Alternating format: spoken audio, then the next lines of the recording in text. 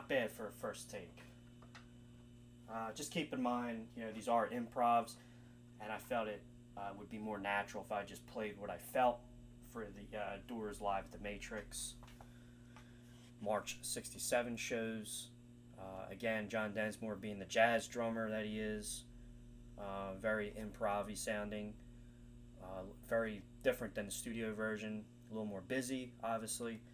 So I thought it would be a good idea, instead of doing something that's like so exact, I wanted to do this performance more of as a live improv, one take, let me just go for it, see what happens. I've heard this version before, but it's 11 minutes of fills all over the place, and it's hard to memorize every single part.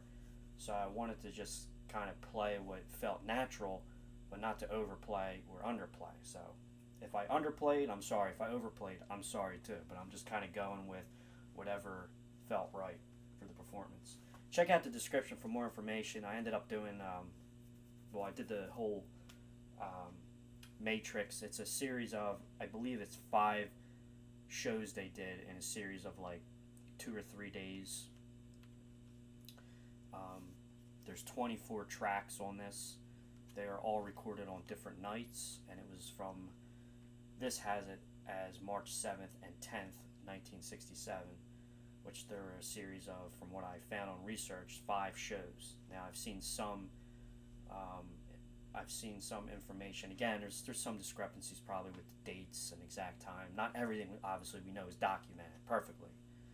So, with that being said, possibly there's a March 11th performance too on this, but it doesn't have it in here. It doesn't say. So these dates are not to be exact. So basically early March 1967, when the music's over. And this was actually recorded, I believe, most likely before they took the song to the studio at Sunset Sound Studios to record the Strange Days album, which I believe sessions started for that album, their second album, in May of '67 through August of '67, which I believe is right before they went to New York for the Ed Sullivan Show. I drew a Rogers drum logo here, and again, there's some rumors where, from the photos, what kit was being used at this show, we don't know. When you open up the album cover in here, it's showing, it makes it look like that's the Matrix Theater. I don't think that is. It's definitely sometime in '66 or '67, that photo.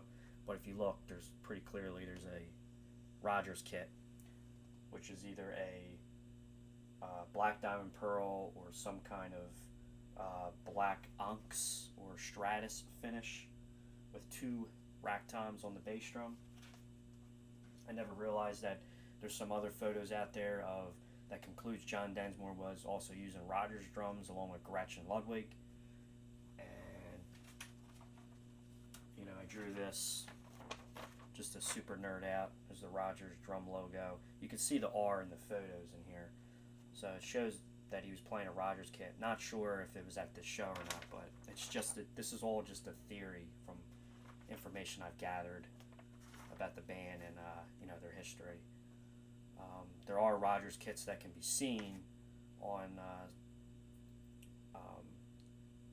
some of the some photos or performances, like when they did the Break On Through promotional video. It's like a really dark kind of background, and you see Jim Morrison close his eyes saying "Break On Through." I'm pretty sure you guys have seen that. You know what I'm talking about. You see a blue, possibly sparkle Rogers kit. And again, the Matrix Theater, possibly there is a Rogers kit being used. May '67, there's some photos of some shows during that time. There's a white marine pearl Rogers kit, not to be confused with the possible Gretsch or Ludwig white marine pearl drum kits that we've seen in the early days of '67, late '66. And at the Whisky A Go Go, I also talked about between 1966 or May or August of '67, there's a gray ripple or a black oyster pearl kit, which possibly is a Rogers or a Ludwig, or maybe it's neither, but I think it's either a Ludwig or a Rogers kit. And in June of '67, at the, I can't pronounce it, the Tom.IMO, it's the outdoor show. If you look it up, you'll see them playing outdoor at like this festival kind of looking thing. It kind of looks like the Rainbow, kind of reminded me of the Rainbow Bridge show with Jimi Hendrix. There's some footage and a lot of pictures of the Doors jamming. You see Robby Krieger playing a Gibson, looks like an ES335. And then there's a kit you see, of course, John Densmore using. I am not sure what, there's not enough photos or evidence up close to see what's on the badge on the toms. Could be a Rogers kit. Just throwing it out there. This is all a theory of all the information I gathered, trying to figure out what kit did he use on these performances. June, July of '67, somewhere in between that, at Steve Paul's Scene, which was a New York City club. I'm assuming this was, well, yeah, this was during a trip to New York, and they were doing some shows. Not sure the kit that's seen in those pictures, what it is, but it could be a Rogers. Again, I'm just throwing this out about the Rogers kit. And the other thing, too, is to conclude, I'm talking fast because I'm trying to save some time on the video, but also to conclude, these Rogers kits that we've seen of Densmore using, whether it was possibly in the studio, at the Whisky, at the Steve Paul Scene Club in New York, or some of the shows they did in like May of '67. We don't really know, or at least I haven't came across, if these Rogers kits that he's used, different ones. There's like 3 or 4 different ones possibly we're looking at. Not sure if they were house kits, which means that if they were rented from a music store, rather than lugging his own maybe Ludwig or Gretsch kit around, or if these were really his own kits in his private collection. I'm not sure, but that's my theory on the Rogers drums. Check out the channel for more information, more videos. Read the description for more information. And thanks again, guys. Go on my channel, Rockstars92, Rockstars with a Z in the end.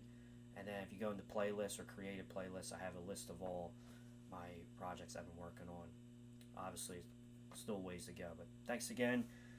I'm going to end it on that cool photo of my shirt. Thanks. I'll see you in the next video.